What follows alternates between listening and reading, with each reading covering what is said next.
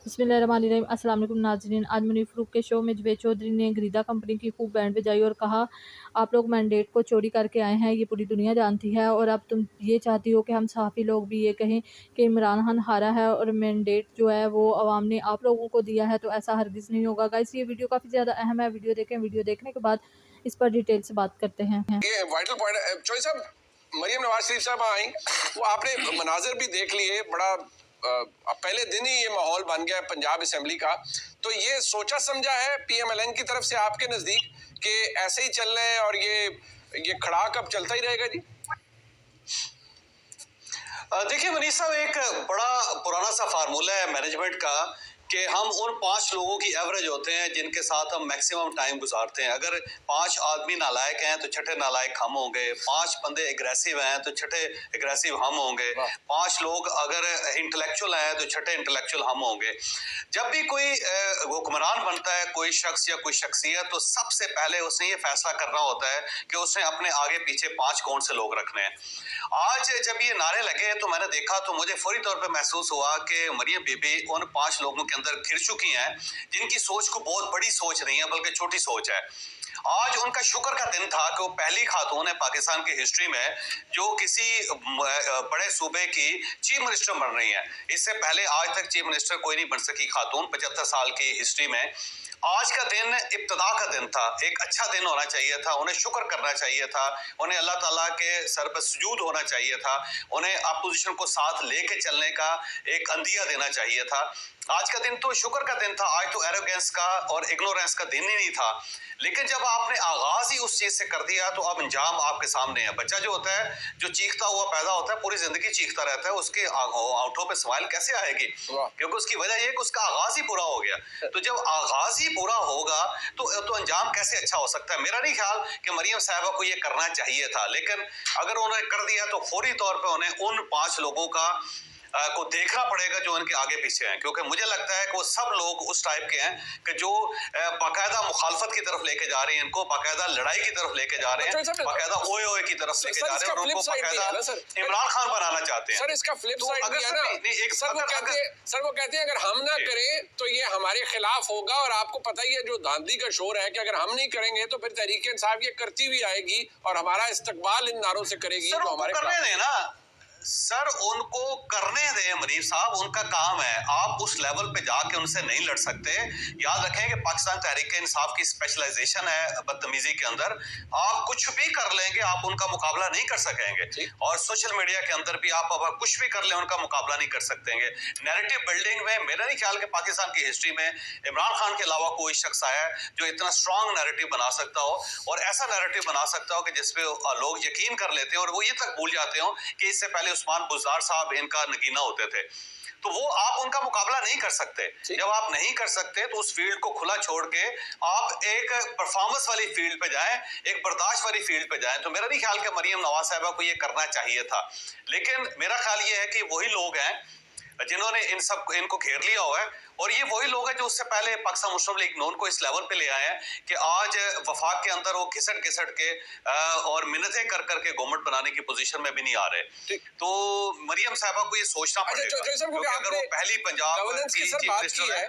Sir, आपने governance की बात की जरा, क्योंकि इफ्तिखार साहब ने भी कहा और आपने भी फरमाया कि आप दोनों शख्सियात ने फरमाया कि गवर्नेंस पे तवज्जो दें। आप जो इनिशिएटिव्स या जिन बातों का जिक्र किया कि एयर एम्बुलेंस चलाएंगे पंजाब के अंदर, कम से कम 5 IT सेंटर्स बनाएंगे, गरीबों के लिए 1 लाख घर बनाएंगे, साथ ही उन्होंने फरमाया कि करप्शन और बैड गवर्नेंस मेरी रेड लाइन है, पोस्टिंग ट्रांसफर में जो अप्रोच है या सिफारिश है वो मेरी रेड लाइन है। ये कहने को तो बड़ी आसान बातें हैं और सुनने के लिए बड़ी खूबसूरत बातें हैं, ये मुमकिन किस हद तक नजर आता है? ये तो पाकिस्तान बनने से पहले मनीषा, ये पाकिस्तान बनने से पहले से नारे चल रहे हैं इस मुल्क के अंदर। ना आज गरीब को रोटी मिल सकी है, ना उसको कपड़ा मिल सका है, ना उसको मकान मिल सका है, ना उसको रोजगार मिल सकी है, ना उसको सेहत मिल सकी है, ना उसको तालीम मिल सकी है। उसके लिए आपके पास टाइम होना चाहिए। अब आप देखें, आप मनीषा शो कर रहे हैं ना जी, अगर आप सारा दिन लड़ते रहेंगे तो शो के लिए कहां से टाइम निकलेगा? आपके पास नहीं निकल सकेगा ना। तो आप अगर परफॉर्म करना चाहते हैं तो आपका पीसफुल होना जरूरी है। लेकिन अगर आप घड़ी चोर के नारे लगाएंगे, सारा दिन अगर आप लोगों से लड़ते रहेंगे, तो फिर आपके पास परफॉर्म करने के लिए टाइम कहां से होगा? दूसरा, जो आपके पास जो टीम होगी वो लड़ने वाली टीम होगी, वो काम करने वाली टीम फिर नहीं होगी। बिल्कुल इमरान खान साहब की तरह इमरान खान साहब का सबसे बड़ा अलमिया ये था कि उन्होंने अपने आगे पीछे सिर्फ लड़ने वाले लोग रखे हुए थे, परफॉर्म करने वाले लोग नहीं रखे हुए थे। ठीक है, इसलिए वो सारा दिन वो भी लड़ते रहते थे, इमरान खान साहब भी लड़ते रहते थे। बिल्कुल। तो मेरा मरियम बीबी से ये रिक्वेस्ट है कि आप टेम्परेचर को डाउन करें और आप उन लोगों को सामने लेके आए जिन्होंने परफॉर्म करना है। और अगर आपने इस लड़ाई में अपने आप को मुलव्वस कर लिया तो फिर आपके पास परफॉर्मेंस के लिए टाइम भी नहीं होगा और टीम मेकिंग के लिए भी टाइम नहीं होगा। और टीम मेकिंग जो होती है वो सबसे बड़ा चैलेंज होता है हुक्मरान के लिए। बिल्कुल, अगर आप परफॉर्म करना चाहते हो टीम अच्छी चाहिए, अच्छी चाहिए। नहीं, जावेद चौधरी साहब माशाल्लाह सीनियर सहाफी हैं, इनको सब कुछ पता होता है। मुझे इस सवाल का समझ नहीं आ रहा कि आपके सामने मौजूद नहीं था कि पाकिस्तान की बड़ी-बड़ी ट्रांसमिशंस, बड़े-बड़े मीडिया चैनल्स, तमाम लोग क्या-क्या बात कर रहे थे। किस तरह से एक बिल्ड कर दिया गया था सिर्फ 2 या 5% बताइए। क्या ये सबसे पहले मामला इनफरादी बात आप कर रही है ना कि किसी एक साथी ने किया होगा, गलत कंडक्ट किया है। वो चौधरी साहब का सवाल पर्टिकुलर है, स्पेसिफिक है। वो कहते हैं कि अगर हम ये बात करेंगे तो जनरलाइज्ड हो जाएगा, उसमें फिर सारे साफी आ जाएंगे जी कि हमने सबने गैर जिम्मेदारी का मुजाहिदा किया, सबने 5% कर दिया। किसने गैर जिम्मेदारी का मुजाहिदा किया? किस चैनल ने गैर जिम्मेदारी का मुजाहिदा किया? जावेद और गरीदा मुझे डिबेट ये नहीं है कि हम का नाम बता दें, डिबेट ये है कि मीडिया का जो कंडक्ट सामने आया इलेक्शन रिजल्ट्स के हवाले से, क्या 2 या 5% या 10 या 15% पे ये बड़े-बड़े ग्राफ्स बना के दिखा देना कि ये पाकिस्तान तहरीक इंसाफ जीत गई है। किसने किया? मैं आपसे यही पूछ रहा हूँ कि किसने किया ये? नाम तो बताएं। Let me share something very important with both for all of us. Pakistan में 6 करोड़ 8 लाख वोट कास्ट हुआ, जिसमें ये जो जमात है पीटीआई, इसको मिला 1 करोड़ 96 लाख। तो हम ये क्यों नहीं बयानियां लेते कि बाकी भी तो वोटर हैं, बाकी पोलिंग स्टेशनों पे नहीं आए, उन्होंने आगे पर्ची नहीं दी, पर्ची नहीं दी, उन्होंने वोट डाला नहीं। तो ये काम हम गरीदा ना तुम्हारा है, ना मेरा, ना मुनीब का, ना जावेद चौधरी का है, ये उनका काम है जो आज हल्फ उठा रहे हैं। मैं सिर्फ मीडिया के कंडक्ट की बात कर रही हूँ, मैं सिर्फ अपनी जर्नलिस्टिक रिस्पॉन्सिबिलिटी की बात कर रही हूँ। हमें इस बयानिए को काउंटर करना है कि जो बहुत वोट पड़ गया और बड़ी कामयाब हो गई। मसला ये है, आप भी बहुत अरसे से सहाफत में है, आप भी देख रही हैं 2013, 2018, 2024 जिसने 2002 में शुरू की है। नहीं, बट ये ट्रेंड्स बनना या कम से कम जैसे रिजल्ट्स आते हैं फिर एक पता चलता है, अच्छा जी ये रिजल्ट्स आ रहे हैं, ये रिजल्ट्स नहीं आ रहे, ये ऊपर जा रहा है, ये नीचे जा रहा है। This is all what happens in every election transmission. ये तो होता है। नहीं, लेकिन ये हमारा कंडक्ट नहीं, ये क्या हमारा काम नहीं है मुनीफ फारूक साहब कि हम डिक्लेयर कर दें कि फलां पार्टी जीत गई है। तो समझ नहीं आ रहा। 2002 से आप कह रही हैं डिक्लेयर वाली बात बड़ी ड्रास्टिक है, बड़ी खतरनाक है। मैं सिर्फ इसलिए कह रहा हूँ, चौधरी साहब का अपना पॉइंट ऑफ व्यू है, उसका एहतराम है, लेकिन जब आप ये कह रहे हैं कि किसी डिक्लेयर कर दिया, मैं भी ट्रांसमिशन में था, इफ्तिखार साहब भी थे, जावेद चौधरी साहब अपने चैनल पर थे, आप अपने चैनल पर थी। सवाल ये है कि हम में से तो किसी ने डिक्लेयर नहीं किया, बट आपको पता भी लग रहा होता है ना कि यार अच्छा ये रिजल्ट्स आ रहे हैं, 5% आ चुके हैं, गैर सरकारी गैर हतमी, हम ये कहते रहते हैं टाइम एंड अगेन, तो उससे अंदाजा तो हो ही रहा होता है कि क्या हो रहा है। मैं 2002 से लेके अब तक जितने इलेक्शन हुए, मासवाए 2018 के, जब दोस्त नहीं चाहते थे कि मैं उसको देखूं, मैंने हमेशा पहला रिजल्ट दिया है। हमेशा एक फिक्र का है गैर हतमी, गैर सरकारी नतीजा। हम ये नहीं कहते, हम कहते हैं कि पोलिंग स्टेशन 253, 4 पोलिंग स्टेशन का नतीजा ये, ए के इतने वोट, बी के इतने वोट। फिर जब प्रोजेक्शन होती है, जिसमें क्रिकेट मैच में होती है कि 20 ओवर के बाद एक प्रोजेक्शन दी जाती है कि अगर बाकी 20 ओवर का मैच होगा तो मौजूदा प्रोजेक्शन में ये सूरत हो सकती है, वो तो हो सकता है। लेकिन मैंने thank you very much for saying that, thank you very much. लेकिन 20 ओवर हो चुके होते हैं ना, यहाँ पर 2%, 5%, 10%, 15% बताए जाए थे। आपके हाथ में कम से कम 40%, 50% रिजल्ट्स आए तो आप कह सकते हैं कि ये अब 2% पर डिक्लेयर कौन कर सकता है? अगर एक जगह 400 पोलिंग स्टेशन है और 2% रिजल्ट आया। दूसरी बात ये है, जो मेरी मेन कंटेंशन है सर, बड़े एहतराम के साथ सिर्फ एक जुमले में, कि हम इस बयानिए को मजीद सपोर्ट कर रहे हैं कि जी बड़ा वोट पड़ गया है, चाहे परफॉर्मेंस 0 हो, आप झूठा बयानिया दें और आप वोट कमा के ले जाएं। वो एक और डिबेट है गरीदा, वो फिर हम देखिए, मैं, आप, जावेद चौधरी साहब, इफ्तिखार साहब, हम वोटर के जो ओपिनियन है, उसने जिस मर्जी को वोट डालना है या डाल दिया है, हम उसको क्वेश्चन नहीं कर सकते। सवाल ये है कि 16 मिलियन वोट इमरान खान को पड़े हैं, उनके लोगों को पड़े हैं, अपना बल्ले का निशान बगैर भी पड़े हैं। बतौर तो सवाल हकीकत हमें पूछना मैंने है आपको कि हकीकत पंजाब बता की दी हुकूमत ने है। अगर पाकिस्तान तरीके इंसाफ को वोट मैंने दिया आपको है, हकीकत बताई है। उस्मान बुज़दार की परफॉर्मेंस पे वोट दिया। भाई ये तो दैट्स फॉर द पीपल। देखो, हम एक तो सेकंड सवाल देखो, पूछ सकते हैं ना गरीदा- भाई, आप गरीदा सारे मैं- सवाल ही पूछते हैं। गरीदा मैंने आपको बता दिया कोई वोट अच्छा, कितना वैसे पड़ा। मैं इसको सिंपल कर देता हूँ। जी जी जी जी मैं जॉय इसको सिंपल कर देता हूँ।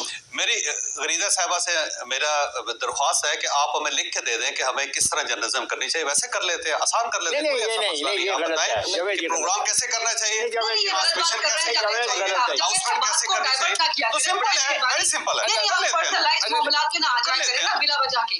जो डिबेट देखिए, हो रही बात ये है कि आपका अपना व्यू है, आप अपना व्यू दे रही हैं, तो आपका व्यू ले रही तो है, मैंने ये कब क्या ये व्यू हम दिया ये कि कर मैं रहे लिख हैं, के हमसे दे क्या रही हूँ? मतलब है? अच्छा नहीं जावेद साहब, मैंने कब ये व्यू दिया तो आप कि मैं ऐसे लिख के दे बताएं रही ना हूँ? हमें। आपको कैसे साबित नहीं, करूं? आप या बता आप दें, हमें वैसे इस कर डिबेट लेते के अंदर हैं आपस भी, में आप बोलने की वैसे कर जरूरत लेते हैं चाहिए। जैसे आप चाहती हैं। नहीं जॉय साहब मैं रिक्वेस्ट अरे भाई, आप कहाँ से कहाँ ले गए हैं बात को? बात दुरुस्त तरीके से दुरुस्त उस फॉर्मेट पे रखिए ना। डिबेट हो रही है कि जी बयानिया ये बनाना चाहिए, इसको फरोग भाई, देना चाहिए। आप उसको अलग देखिए, मामले में ले गए कि जी आप फरीदा दें ना, खातून जैसा आप कर आपको रही है, किसी ने हमें लिख रोका के दे है? दें। नहीं, आपको किसी ने रोका है?